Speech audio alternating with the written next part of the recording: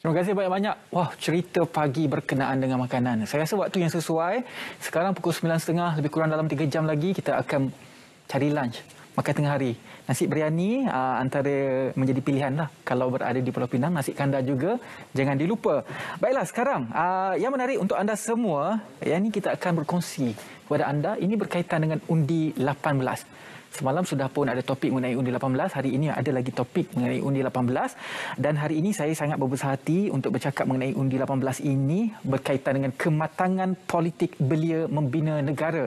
Saya sangat berbesar hati bersama dengan Profesor Madya Dr. Muhammad Murshid Arsyad, iaitu pensyarah kanan pembangunan belia, Fakulti Pengajian Pendidikan dan juga pengetua KOSAS UPM, Universiti Putra Malaysia. Selamat datang ke Selamat Pagi Malaysia, Doktor. Sekali lagi kita bersama dengan doktor. Sebelum ini kita bercakap mengenai bajet 2022, fokusnya kepada belia. Kali ini belia juga, tapi cukup penting kerana apa? Ia memberi cerminan kepada demografi politik Malaysia apabila kita telah pun membuka ruang kepada suara anak muda yang berumur 18 tahun ini diberi ruang untuk memilih dalam demografi politik Malaysia. Dan pilihan raya pertama yang akan melibatkan undi 18 adalah pilihan raya umum negeri Negeri Johor yang ke-15 yang akan diadakan pada 12 Mac ini, dan juga penamaan calon pada 26 Februari dan juga pengundian awal pada 8 Mac.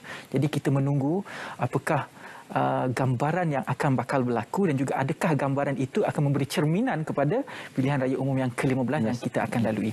Baiklah, kita secara mukadimahnya, Doktor, pandangan Doktor apabila kita turunkan had umur mengundi daripada umur 21 ke umur 18. Silakan, Doktor. Pertama saya ucapkan terima kasih kepada Selamat Pagi Malaysia atas kesudian untuk kita berbicara tentang topik yang pada saya penting untuk negara dan juga untuk rakyat Malaysia, iaitu undi 18. Jadi kita lihat dari segi konteks demografi bagaimana orang kata had umur mengundi daripada 21 diturunkan kepada 18. Sebenarnya itu merupakan satu indikator yang pertama pada saya kerajaan mengiktiraf kematangan dan keupayaan golongan belia untuk menjadi pemilih. Dan yang kedua, ia adalah salah satu prospek untuk kerajaan dan mana-mana parti politik yang ingin menjadi kerajaan untuk mendengar suara dan isi hati aspirasi golongan belia. Mungkin sebelum ni suara belia, Ridwan, mungkin daripada 29 ke 30, daripada 30 senarai yang ada. Dan tidak mustahil dengan adanya undi 18 ini, hasrat aspirasi anak muda diangkat mungkin menjadi prioriti 5 terbaik, 5 teratas untuk dilaksanakan. Jadi ini menunjukkan bahawa satu perubahan dari segi politik, dari segi corak demografi, dan pada masa sama juga kita nak mendidik golongan muda untuk terlibat dalam proses demokrasi negara dan menjadi indikator kepada rasa cinta pada tanah air, jati diri, perpaduan patriotisme kepada negara. Jadi itu sebenarnya intipati kenapa undi 18 ini dilaksanakan di Malaysia. Okey. Jadi tajuk pada hari ini, kalau kita lihat saya tertarik dengan perkataan kematangan politik belia membina negara. Betul? Hari ini kita yakin bahawa apabila kita memberi ruang kepada suara umur 18 tahun ke atas untuk mengundi, mereka tahu proses mengundi. Mereka tahu apa yang berlaku dalam situasi politik Malaysia. Kerana apa? Kita ada media sosial, kita ada media yang memberikan maklumat mengenai perkara ini. Cuma mereka tahu, tetapi adakah mereka matang? Doktor, di mana tahap kematangan itu? Saya tertarik dengan statement itu. Sebenarnya kematangan politik ni bermula daripada literasi politik. Mana tidak mungkin kita menyatakan bahawa seorang belia itu matang tentang politik jika kita tiada usaha untuk memberikan pendidikan dan juga literasi kepada golongan belia untuk terlibat di dalam proses demokrasi negara. Sebagai contoh, kita lihat kalau doktor boleh buka spek terus boleh. Okey, lebih confident. Jadi ada kabus tu tak nampak. Okey, silakan Doktor. Jadi menunjukkan bahawa kita lihat di sini terdapat keperluan untuk kita memberi pendedahan kepada golongan belia untuk mereka terlibat dalam proses demokrasi negara. Jadi secara langsung dia akan menyemai rasa sayang, tanggungjawab kepada negara, dan yang paling penting undi 18 ni sebenarnya adalah untuk mendidik belia menjadi sebahagian daripada proses untuk membina negara pada masa akan datang. Jadi jika mereka dilibatkan di peringkat awal, saya tidak langsung ini adalah merupakan satu usaha yang pada masa sama membawa dan mengangkat aspirasi anak muda juga. Jadi kita lihat bahawa proses demokrasi ini perlu disuburkan, perlu diteruskan supaya ia menjadi satu indikator untuk membangunkan negara. Jadi kita lihat dalam proses ini kebanyakannya orang bercakap tentang kematangan, dan tak semestinya tahu politik tu matang tentang politik. Betul. Dua perkara yang yang beza. Dua perkara yang berbeza. Tetapi usaha untuk memberi pengetahuan, pendidikan dan juga latihan tentang demokrasi ini perlu dilakukan secara berterusan. Kita tidak boleh meletakkan bahawa usaha ini hanya berkala. Apabila ada tempoh pilihan raya kecil atau pilihan raya negeri, baru kita akan bercakap tentang soal Undi 18. Dan yang menarik tentang kali ini seperti mana yang Saudara Rizwan maklumkan tadi PRN Johor ni sebenarnya adalah merupakan indikator cerminan kepada Undi 18 untuk next PRU. Sebab ini akan menjadi satu indikator untuk dilihat. Mungkin akan ada kelemahan yang boleh diperbaiki dan mungkin juga ada kelebihan yang mungkin boleh diperkemaskan, yang boleh digunakan sebagai asas ada indikator untuk pelaksanaan penglibatan Undi 18 di dalam PRU yang akan datang. Jadi ini merupakan satu indikator yang perlu dilakukan, dan pada saya, Saudara Rizwan, saya pun sebenarnya teruja juga. Kali pertama dalam sejarah negara, kita ada pengundi muda Undi 18. Ini memang sejarah yang berlaku dalam negara kita. Jadi pola pengundian anak muda ni memang semestinya dinanti-nantikan lah. Ya. Dan apabila sahaja diumumkan pembubaran DUN Johor dan juga akan adanya pilihan raya negeri di peringkat Johor ini, academician ataupun pakar-pakar sudah pun turun ke Johor untuk mencari dan juga mengkaji apakah kehendak dan juga keperluan terutamanya golongan yang berumur 18. Mengikut perhatian doktor, apabila doktor pergi ke sana untuk membuat kajian dan sebagainya, apa kehendak pengundi yang berumur 18 tahun dari segi kepimpinan itu, bagaimana yang mereka cari sebenarnya? Soalan yang sangat baik, Saudara Rizwan. Baru-baru ini kami di Institut Pengajian Sains Sosial UPM bersama-sama dengan penyidik daripada Universiti Utara Malaysia, kita turun ke lapangan di Johor untuk meninjau dan melihat sentimen pengundi muda sebenarnya, terutamanya tentang persepsi mereka terhadap Undi 18. Dan semestinya antara intipati yang diinginkan, aspirasi anak muda inginkan, pertama mereka inginkan calon yang mampu untuk berkhidmat kepada rakyat dan mampu untuk membawa aspirasi mereka. Dan semestinya aspirasi mana-mana pihak yang dapat mendekati aspirasi anak muda inilah yang akan menjadi pilihan anak muda sebenarnya. Dan yang kedua, kita lihat di sini, selain daripada itu, mereka inginkan pemimpin yang bersih dan amanah. Iaitu yang penting menjadi indikator, dan sebenarnya karakter calon juga mempengaruhi sebenarnya persepsi anak muda. Dan bila kita lihat dari segi konteks kos sara hidupnya, boleh dikatakan ini bukan berlaku di Johor, boleh dikatakan di peringkat nasional juga. Kita buat tinjauan, kita dapati bahawa taraf hidup ataupun kos sara hidup itu sebenarnya agak tinggi pada perspektif golongan muda. Mereka rasa susah. Dan nombor dua, dari segi aspek pekerjaan, peluang pekerjaan juga menjadi satu perkara penting yang perlu dilihat oleh mana-mana parti politik yang ingin menjadi kerajaan ataupun kerajaan yang sedia ada untuk membantu untuk menambahkan lagi peluang pekerjaan. Concern penting adalah daripada graduan juga. Jadi graduan sebenarnya mereka telah menghabiskan masa, komitmen mereka dalam untuk melanjutkan pengajian, dan semestinya mereka mengharapkan ada satu sinar untuk mereka mendapatkan peluang pekerjaan yang setimpal. Dan paling penting dari segi upah dan gaji, terutamanya kepada anak muda juga perlu dilihat. Itu adalah sentimen-sentimen yang berlaku. Dan pada masa sama juga isu pendidikan. Isu pendidikan juga, kerana terlihat sekarang dengan pandemik COVID-19 banyak terjejas, termasuk juga dengan cara pendidikan. Peluang untuk mendapatkan pendidikan juga perlu dipenambah baik. Perlu diperluaskan supaya lebih ramai golongan belia berpeluang untuk melanjutkan pendidikan mereka. Itu antara sentimen-sentimen pentinglah yang dilihat berlaku, dan saya fikir benda itu juga menjadi asas kepada apa yang diinginkan oleh anak muda. Dan calon juga pun menjadi satu perkara yang dilihat juga mereka tak nak calon yang terlalu berusia, tak nak calon yang terlalu muda. Jadi calon yang sesuai, yang mampu untuk berkhidmat, yang mampu untuk memberikan sepenuhnya khidmat kepada masyarakat. Itu sebenarnya yang didambakan oleh pengundi muda-muda. Itu saya kira juga satu cabaran kepada parti politik yang bertanding. Sebab apa? Dia berbeza dengan pilihan raya. Yang terdekat pun pilihan raya Melaka. Dia sangat berbeza. Sebab apa? Suara anak muda ini yang memerlukan macam pemimpin yang lebih muda. Jadi mereka perlu meletakkan strategi yang betul untuk mampu untuk mempengaruhi kedua-dua golongan, pengundi muda dan juga pengundi yang sedia ada lah. Dan juga apabila kita memberi ruang kepada undi 18, remaja yang berumur 18 tahun ke atas untuk mengundi, maksudnya kita memberi ruang kepada suara mereka diangkat. Tetapi kalau kita lihat mengikut statistik yang dikeluarkan, hanya 12% perwakilan di Malaysia yang berumur 40 tahun ke bawah berada dalam kerusi parlimen. Kalau kita ikut di peringkat dunia, secara puratanya di peringkat dunia 17.5%. Jadi kita ketinggalan dengan peringkat dunia yang mengangkat suara orang muda itu lebih dalam parlimen. Jadi adakah ini ruang yang betul untuk kita membesarkan lagi peratusan supaya suara orang muda ini berada dalam kerusi parlimen, Doktor? Satu perspektif yang baik sebenarnya, Saudara Rizwan. Sebab kalau kita lihat ya, inilah sebenarnya usaha bagaimana kita nak membawa dan mengangkat suara belia untuk meramaikan suara belia bagi mewakili masyarakat. Ini sebenarnya adalah agenda pembangunan belia positif untuk menyelahkan potensi mereka. Dan kalau kita lihat data di peringkat nasional, penambahan jumlah pengundi muda ya, terutama yang di antara 18 hingga 20 tahun di peringkat nasional, ya, boleh dikatakan hampir 1.8 juta penambahan pengundi baru. Dan kalau lihat dalam konteks PRN Johor yang bakal menjelang ini, kan, hampir 750,000 pengundi baru yang berdaftar jika dibandingkan dengan PRU yang ke-14 lepas.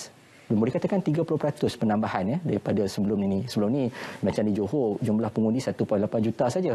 Sekarang ni dah mencecah 2.6 juta. Jadi makna di sini menunjukkan bahawa peranan anak muda menjadi penentu sebenarnya secara tidak langsung, menjadi king kepada corak kepimpinan pada masa akan datang. Jadi pentingnya untuk kita melakukan proses advokasi politik, perlu memperbanyakkan lagi proses literasi politik sebenarnya. Dan sudah sampai masanya untuk kita memperhebatkan lagi contohnya promosi di media sosial. Kerana anak muda memang mengikuti media sosial, dan kita buat tinjauan, kita dapati bahawa memang penggunaan TikTok, penggunaan Twitter merupakan medium yang tinggi digunakan untuk golongan belia mengikuti politik. Ada juga yang mengikuti melalui televisyen, tetapi kebanyakannya menggunakan media sosial. Dan bila kita tanya apa sebenarnya yang you suka kalau lihat dalam konteks mengikuti kempen, ramai yang memilih untuk mengikuti secara dalam talian. Jadi menunjukkan bahawa ini merupakan satu norma baru, bentuk kempen baru dan cara pendekatan orang muda yang boleh didekati. Jadi perbanyakkan lagi program advokasi, program pendidikan politik. Contohnya memberikan TikTok. Ini contoh TikTok kepada golongan belia. Cara macam mana nak mengundi pada tahun. Sebab mereka kali pertama untuk mengundi. Dan memperbanyakkan lagi proses advokasi politik supaya mereka nampak bahawa politik ini sebenarnya adalah politik yang bukan hanya cerita tentang menang dan kalah, tetapi ialah sebuah proses demokrasi yang mana ekosistem ini saling memerlukan untuk membentuk satu pasukan harmoni di dalam satu sistem tadbiran negara. Ini sebenarnya yang perlu ada, dan sentimen ini perlu ada pada golongan belia. Saya tertarik apabila doktor bercakap mengenai TikTok. Sekarang TikTok, doktor, adalah satu platform yang sudah pun melebihi Google. Maksudnya orang mencari maklumat di TikTok nombor 1 di dunia. Bukan lagi Google, bukan lagi Facebook, bukan lagi Instagram. Jadi apabila kita bercakap mengenai media baru, jadi sejak daripada pilihan raya umum yang ke-13, ke-14 memang menunjukkan trend new media, social media, Facebook, Instagram, Twitter, dia mempengaruhi keputusan pilihan raya umum pada ketika itu sehingga sekarang. Dan saya kira apabila berlakunya perkembangan media baru ini, dia memberikan satu tamparan yang hebat apabila dalam dari aspek pemberian maklumat kita mengalami satu situasi dipanggil sebagai information overload. Terlampau banyak informasi yang tidak ditapis, yang tidak tahu kebenarannya, dan masalah dengan orang muda adalah dia lebih mempercayai dan juga terpengaruh dengan berita-berita pendek, statement-statement pendek, yang mana statement-statement pendek dan juga berita pendek ini banyak ada dalam sosial media sekarang. Jadi macam mana dalam tempoh kita berkempen dan juga untuk mempengaruhi media, mempengaruhi masyarakat yang berumur 18 tahun ke atas terhadap informasi dalam sosial media ini, bagaimana sosial media ini sebenarnya kita boleh gunakan ruang untuk memberikan literasi dan juga advokasi politik seperti mana yang doktor cakap tadi. Saya setuju dengan pandangan saudara Rizwan, sebab inilah salah satu cara bagaimana kita nak menarik golongan muda untuk mereka faham tentang politik, demokrasi dan kenegaraan. Dan yang paling penting, kita menggunakan sepenuhnya media sosial ini untuk tujuan supaya mereka mendapat pendidikan tentang politik itu sendiri. Yang kita nampak kalau kita berkempen ataupun kita banyak membuat hebahan melalui media yang tak digemari, so-called tak diikuti oleh golongan belia, bermakna kita rugi di situ. Sepatutnya kita boleh mengadakan perbanyakkan lagi proses literasi politik. Dan pada saya, untuk menjadikan kematangan politik pengundi muda terutamanya belia ini, sebenarnya kita boleh bermula di peringkat sekolah lagi. Bermakna di peringkat sekolah, institusi pengajian tinggi perlu memainkan peran penting sebagai ejen untuk menjadikan golongan belia ini faham tentang proses demokrasi dan juga politik di tanah air. Sebenarnya kita tak nak golongan belia ini dilihat sebagai kosmetik.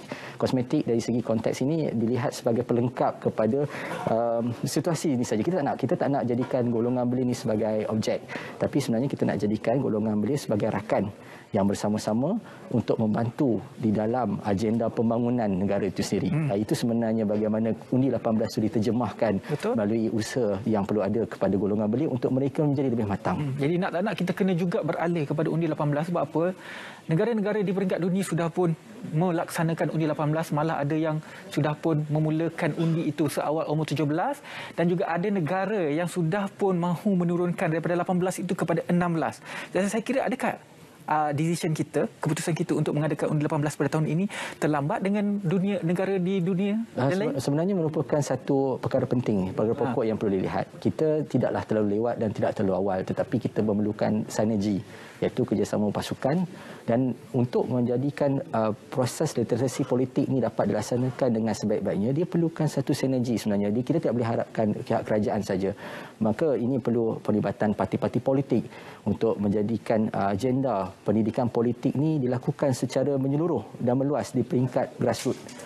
Dan juga banyak agensi-agensi, sudah sampai masanya agensi swasta, JLC dan juga agensi-agensi lain menjadikannya sebagai sebuah projek tanggungjawab sosial, corporate social responsibility, untuk memperbanyakkan lagi dan memperhebatkan lagi program pendidikan politik. Itu penting sebab kita nak jadikan Malaysia ni sebagai negara maju yang memiliki rakyat yang matang, bukannya dipengaruhi atau di orang kata terikut-ikut dengan sentimen yang mungkin agak popular dan mereka ingin mengikutinya. Sebenarnya kita nak jadikan mereka yang matang. Jadi itulah sebenarnya intipati kenapa perlunya advokasi politik dilakukan secara berterusan, bukan secara bermusim, dan perlu dilakukan secara konsisten. Okey, itu dia pendapat. Mungkin sedikit kata-kata akhir daripada doktor untuk memastikan anak-anak muda kita ni, terutamanya di Johor, yang pegang IC Johor ini turun mengundi. Ya, saya sebenarnya sangat teruja bila melihat Undi 18 ni. Bahkan bila kita buat tinjauan pun ramai yang tak sedar punya, saya dah daftar sebagai pengundi rupanya. Jadi perlukan lebih banyak lagi kita usaha untuk menggalakkan anak muda turun mengundi, yang mana yang tinggal di perantauan. Ya, ini adalah masa yang terbaik untuk anda terlibat ya di dalam proses demokrasi. Kepada golongan belia yang berada dan mengikuti pilihan raya, kempen dan sebagainya, jadikan mereka ni belia yang berhemah, yang sebenarnya matang, tidak terlalu beremosi ketika tempoh kempen. Kita nak jadikan bahawa politik ini adalah politik yang matang dan baik.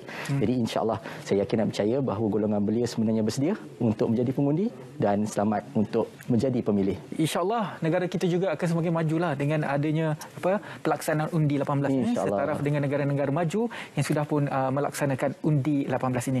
Terima kasih banyak-banyak. Saya kira perbincangan cukup menarik bersama dengan Profesor Madya Dr. Muhammad Mursyid Arsyad, Pensyarah Kanan Pembangunan Belia, Fakulti Pengajian Pendidikan dan juga Pengetua KOSAS Universiti Putra Malaysia. Undi 18, kematangan politik belia membina negara. Baiklah doktor, kita akan bersama dengan Yang Amat Berhormat Perdana Menteri